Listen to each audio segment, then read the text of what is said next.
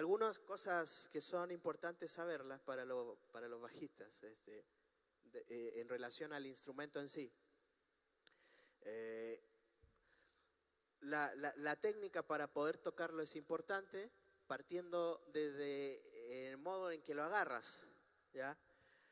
El bajo, al ser un instrumento el cual sus cuerdas son bien gruesas, el ejercicio que hace con los dedos es intenso, si se pudiera hacer de alguna forma.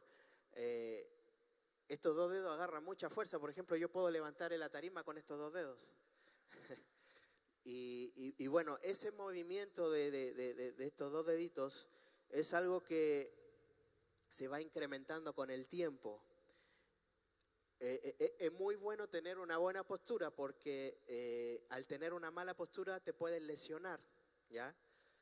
Y en esta mano también, la forma en el que dispones tus dedos en el mástil, ¿ya? Yo, por ejemplo, cuando empecé a tocar nadie me dijo nada y partí con varias cosas que después tuve que corregir, y cuesta mucho corregir cuando ya llevas un tiempo tocando. Por ejemplo, yo hacía mucha fuerza con este dedo, con el pulgar aquí, apretaba la madera, apretaba mucho la madera y no me daba cuenta, pero después me dolía aquí, porque estaba siempre haciendo fuerza.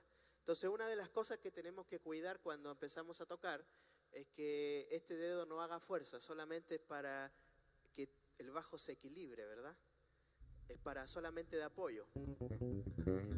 Y tiene mucho que ver también con la calibración del bajo. ¿Qué significa esto? Por ejemplo, la altura de las cuerdas, ¿ya? La altura que hay entre el traste, que son estos fierritos que están cruzando acá, y la cuerda, es importante porque si, por ejemplo, si las cuerdas están muy levantadas, necesitas demasiada fuerza para poder ejecutarlo, ¿ya? Y además suena hasta mal el bajo cuando está muy arriba. Pierde el sonido, por ejemplo, en la técnica del slap, esos agudos y esos medios que hacen que suene bonito, se pierden y suena algo así, opaco. Así suenan los bajos cuando las cuerdas están muy levantadas y yo quiero hacer un slap, ¿ya? Suena feo y además que hay que tener la fuerza de Hulk para hacer un slap porque están muy arriba las cuerdas, ¿viste? En cambio, cuando las cuerdas están más bajitas, la fuerza que necesitas para tocar es mucho menor, ¿ya? Y además te permite poder hacer algunas figuras un poquito más rápido, tener un poquito más de velocidad. El ajuste de tu bajo te ayuda en pro de todo lo que tú vas a hacer. Entonces, para partir es importante tener una buena calibración, una buena octavación, ¿ya? Que las cuerdas, por ejemplo, afinen bien en los trastes en el 1, en el 12 y si se puede en el 24 también, que afinen en la nota. A mí me pasó mucho que, por ejemplo, yo afinaba una nota al aire y después cuando hacía la octava, en el afinador me salía que estaba desafinado, que no afinaba la nota. Y bueno, eso tiene que ver con estos carritos que están aquí atrás, tiene que ver con la distancia, ¿ya? Se supone que la ingeniería del bajo nos permite que de este puente que está acá arriba hasta estos puentes móviles que está acá tienen una distancia que está medida matemáticamente, que es una medida estándar, ¿verdad? Y este traste doceavo está aproximadamente a la mitad. Entonces, la distancia tiene mucho que ver. Si yo varío esta distancia, estoy variando la afinación del traste, ¿ya? Entonces es importante que ustedes cuando vayan a tocar o quieran ejecutar, en este caso el bajo, se fijen bien en todos esos detalles de calibración para que puedan tocar mejor, para que les cueste menos y para que puedan afinar bien su instrumento, para que suene bien, ¿verdad? Otro tema que es importante, las cuerdas, ¿viste? Las cuerdas son algo que nosotros los bajistas batallamos mucho. Primero porque son bien caras, las cuerdas buenas son caras. Y el otro tema es que cuando falta el presupuesto no queda otra que hervirlas.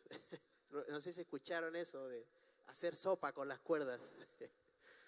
El tema es que cuando, por ejemplo, cuando las cuerdas, cuando uno las empieza a ocupar, la sudoración de tus manos y todo, se empieza a pegar en las cuerdas y hace que las cuerdas se empiecen a sonar más opacas.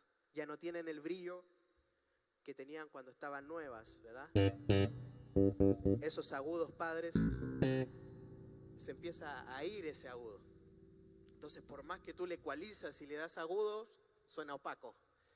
Entonces, no sé a quién se le habrá ocurrido, la verdad, pero este es un secreto milenial de meter las cuerdas en agua y hervirlas.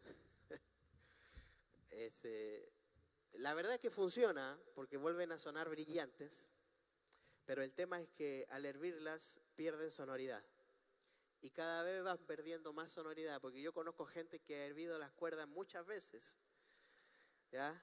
Muchas veces, y la cuerda ya casi no da el tono.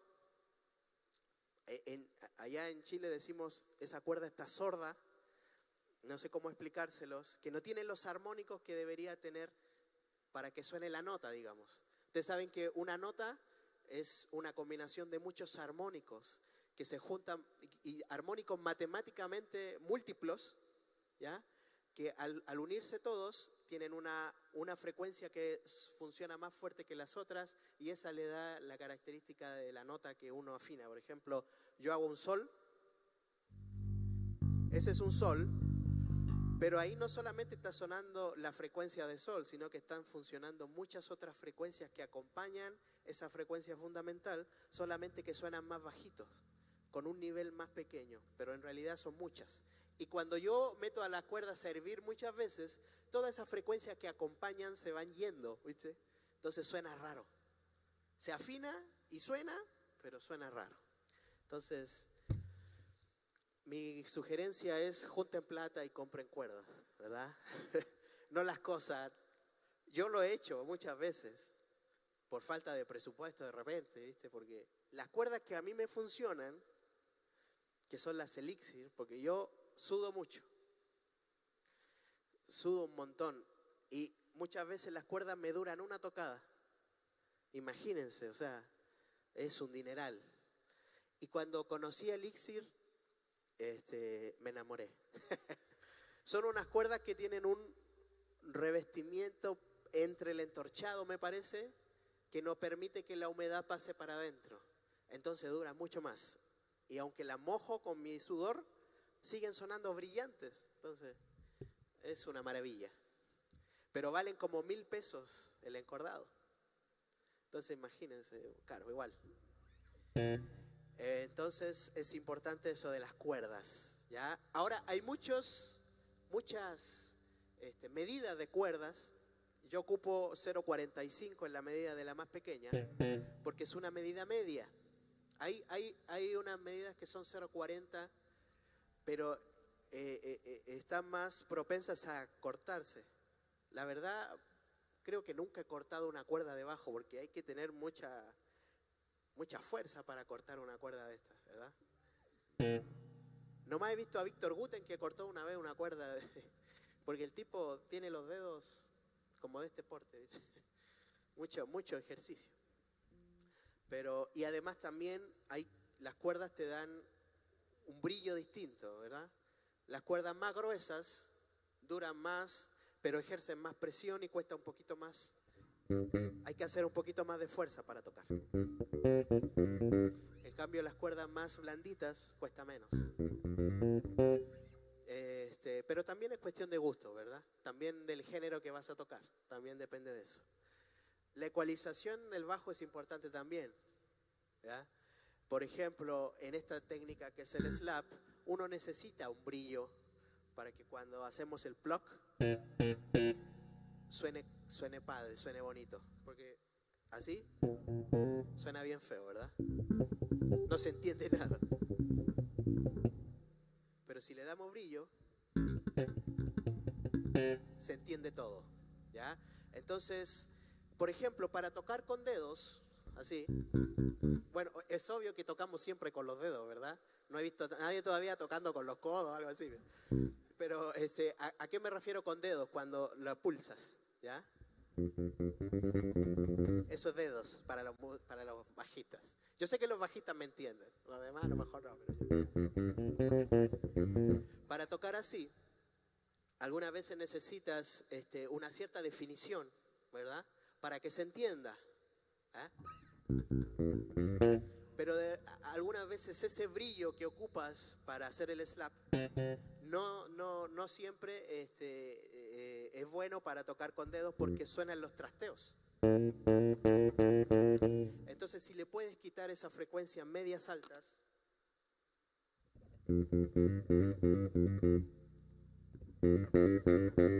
por ejemplo, ahí le di frecuencias a propósito para que lo escuchen. Se escucha como que trastea la cuerda, ¿verdad? Si le quito esas frecuencias, ya se escucha menos chillón, si se puede decir de alguna forma, ¿verdad? Y agarra un poquito más de fuerza. Ahora tampoco puedo excederme, ¿verdad? Porque tampoco se va a entender mucho. Pero es de jugar, por ejemplo, ahí el amplificador trae un ecualizador y cada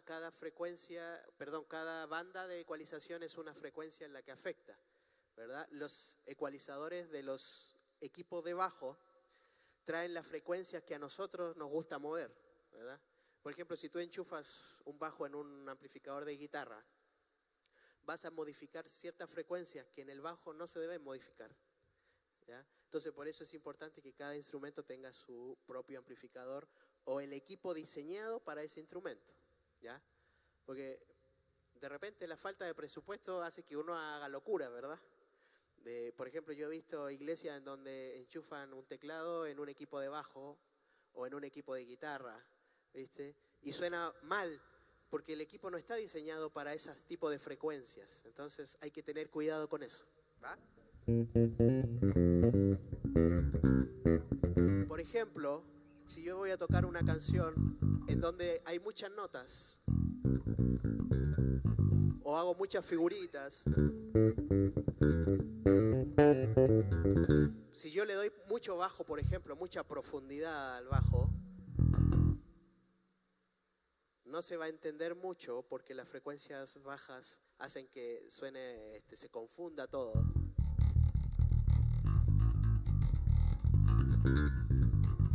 No se entiende mucho. Pero si yo, por ejemplo, le quito un poquito de bajos, voy a perder peso, ¿verdad?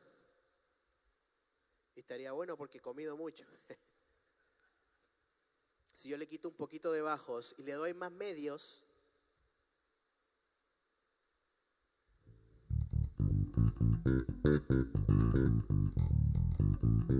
pierdo peso, pero gano definición. ¿Se entiende, verdad? Entonces, ahora entendemos que de acuerdo al género que yo vaya a ocupar o que vaya a tocar, es la ecualización que le voy a dar. Por ejemplo, en una balada, en una canción de adoración, como son muy pocas las notas que voy a hacer, puedo darle más peso y que aporte todas esas frecuencias bajas que necesita la balada para que suene padre, ¿ya? Pero en el caso de una canción en la cual yo voy a tocar muchas notas, tengo que sacrificar un poquito esas frecuencias bajas que suenan muy fuerte para poder darle que se defina y poder hacer que el bajo se entienda, ¿verdad? Ahora, las frecuencias bajas son bien difíciles de trabajar, ¿ya? Por ejemplo, en un lugar como este que hay mucho rebote, es bien difícil que, por ejemplo, las frecuencias medias y bajas se puedan definir, ¿ya? Por un tema de físico, que las frecuencias bajas son omnidireccionales, o sea, van para todos los lugares con la misma intensidad, entonces chocan con la muralla, chocan con el techo, chocan con el suelo, y hay una reflexión para todos lados y eso hace que no se entienda mucho, ¿ya? Entonces es bien difícil, por ejemplo, los ingenieros de sonido batallan mucho con ese tipo de frecuencias, sobre todo en lugares así, en donde hay mucho rebote de reflexión de sonido, ¿verdad? Entonces es importante también que el músico pueda ayudar y pueda entender ciertas cositas técnicas como las frecuencias y eso, para poder ayudar a que todo suene mejor, ¿verdad? ¿Qué otra cosa?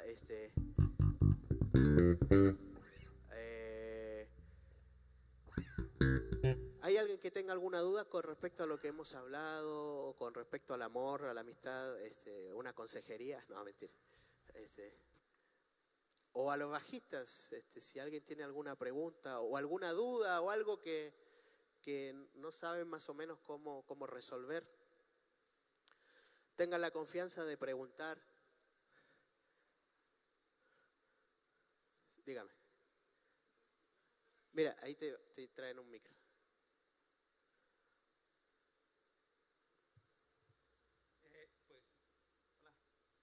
Bueno, pues yo no soy bajista, no soy guitarrista, pero veo que tu bajo cuenta con un tipo de pastilla especial. Quería ver si nos podrías platicar algo sobre eso y las diferencias de las pastillas. Ok. ¿En qué le afecta el sonido? Sí. Existen dos tipos de electrónicas en los bajos eléctricos, que son la diferencia de activo o pasivo. Esa es una diferencia que todos deberíamos más o menos conocer. Una electrónica pasiva es aquella electrónica que no necesita una fuente de voltaje externa para poder funcionar, ¿ya? ¿Qué es la diferencia con el activo? Que necesita una fuente de voltaje alterna. En este caso son baterías, pilas de esas cuadraditas chicas, ¿verdad? Que entregan 12 volts, ¿ya? Los bajos activos significan que necesitan ese voltaje para sonar.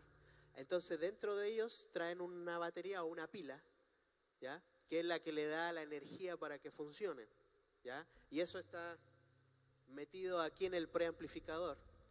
En esta tapita negra, si yo la destapo, está el circuito donde está toda la electrónica del bajo, y además al ladito va a tener una batería de 9 volts, ¿ya? Que es la batería que alimenta el circuito. Si yo quito esa batería, pues no suena el bajo, ¿ya? En el caso de los bajos pasivos, ¿ya? Que solamente funcionan con el voltaje que alimenta cuando yo pongo el plug, con ese voltaje pequeñito se alimentan y suenan. No necesitan una pila y una batería externa para funcionar. El tema del bajo activo y pasivo tiene que ver con un tema de gusto de sonido. Hay músicos que no les gusta el sonido activo, les gusta el sonido pasivo, que es un sonido más natural, que en realidad tiene mucho que ver con la construcción del bajo, ¿ya? Porque han de ustedes saber que las maderas con el cual tú construyes el bajo le dan una sonoridad. Por ejemplo, si yo le pongo un tipo de madera al bajo, va a sonar de una forma o va a tener un color el sonido. Si le pongo otro tipo de maderas, ese color va a cambiar. Y entonces, de acuerdo a eso, va a ser el sonido que va a tener el bajo en sí. Un bajo pasivo no tiene muchas opciones de ecualización, ¿ya? Normalmente le ponen solamente una pastilla que se llama tono, que es una pastilla que te da un poquito de brillo o te opaca, pero eso es todo. No tiene otra opción de bajos, ni de medios, ni nada, solamente eso. Un poquito más brillante, un poquito más opaco. Y todo el sonido del bajo tiene que ver con la construcción de ¿ya? Por ejemplo, hay bajos muy emblemáticos como los Fender Jazz Bass, que es un bajo que la mayoría se hacen pasivos, porque a los músicos les gusta el sonido del bajo, cómo suena el bajo. No tiene mucho que ver con la electrónica, sino que cómo suena la madera, ¿ya? Y entonces, si a ti te gusta cómo suena ese bajo, no necesitas un preamplificador con muchas opciones. Nomás necesitas un preamplificador que agarre ese sonido que tienen las maderas y toda la construcción y lo saque afuera, ¿verdad? Entonces, pero tiene que ver con eso, por ejemplo. Las pastillas también, hay muchas marcas de pastillas. Y también es de acuerdo a lo que vas a tocar, ¿ya? Hay pastillas que son como más rockeras, hay pastillas que son más de jazz, de ese sonido más medioso, ¿ya? Por ejemplo, las pastillas de tipo Bartolini, una marca que ahí te acuerdas que es de pastillas, que es Bartolini, son unas pastillas que son más pastosas, que tienen mucho detalle en los medios, ¿ya?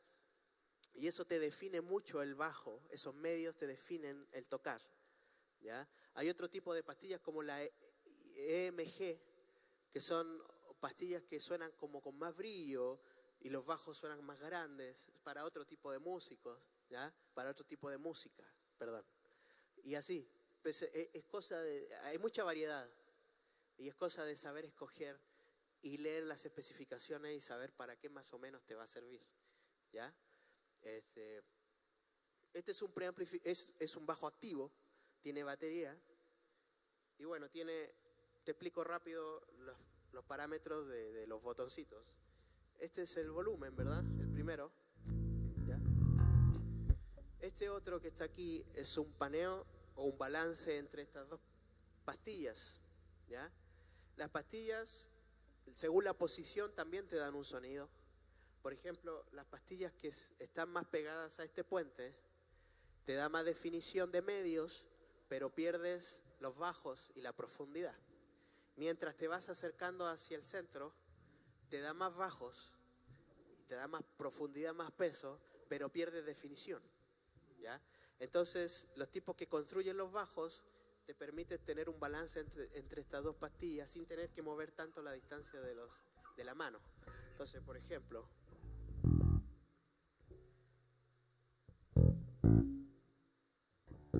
este sonido es un sonido con la pastilla de acá sonando más fuerte, la del fondo de acá. Suena más mediosa, pero no tiene muchos bajos. Si yo la muevo hacia el otro extremo, tiene más bajos, pero no tiene tantos medios.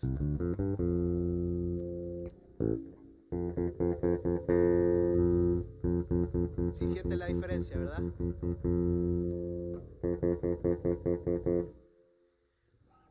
Y entonces eso también te ayuda a poder definir un poco tu sonido. Si necesitas más bajos, y a lo mejor no tienes que darle más bajos, sino que mover tantito el balance de la pastilla, ¿ya?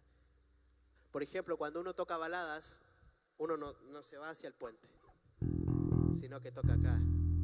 ¿Se escucha la diferencia, verdad?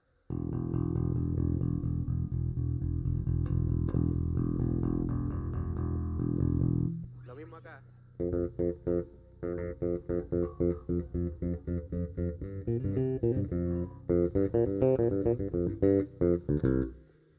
Y es eso también, ¿viste?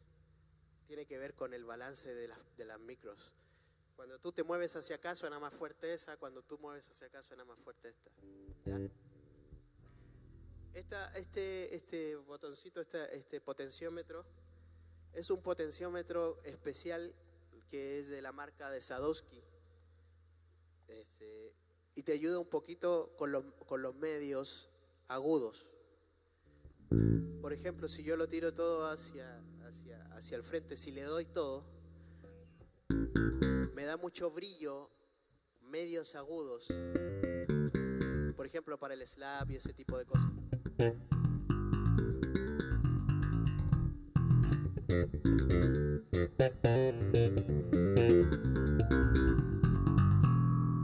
Si yo lo giro hacia el otro lado, hace un corte de frecuencias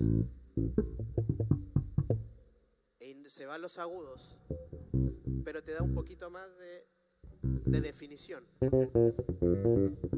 y un poquito más de peso para poder tocar dedos.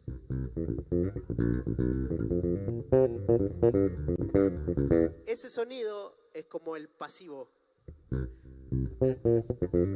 Los pasivos no tienen mucho brillo, pero tienen mucha definición.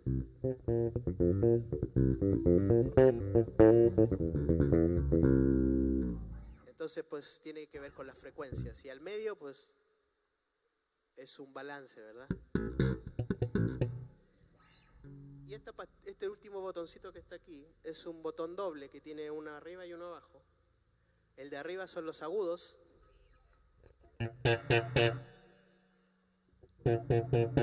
¿Verdad? Y el de abajo son bajos.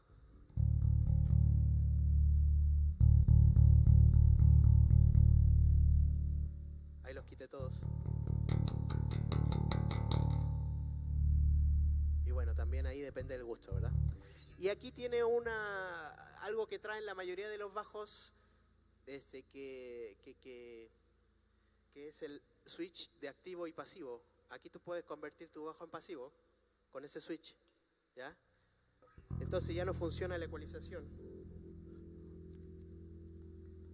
¿verdad?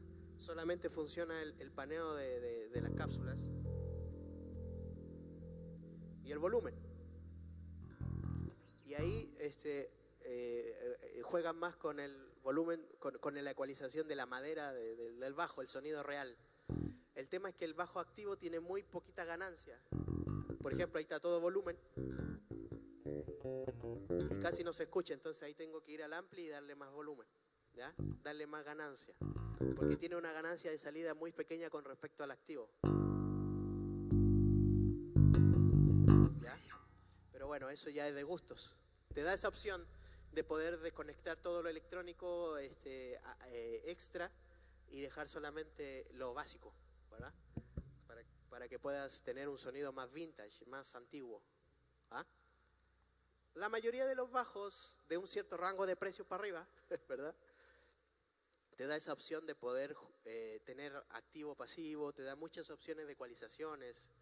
Yo tenía un bajo anteriormente que tenía 6 switch y podías hacer un montón de combinaciones de sonido y todo, y bueno, te da mucho, muy versátil, ¿verdad? Bueno, no sé si alguien tiene una pregunta más, ya se me acabó el tiempo.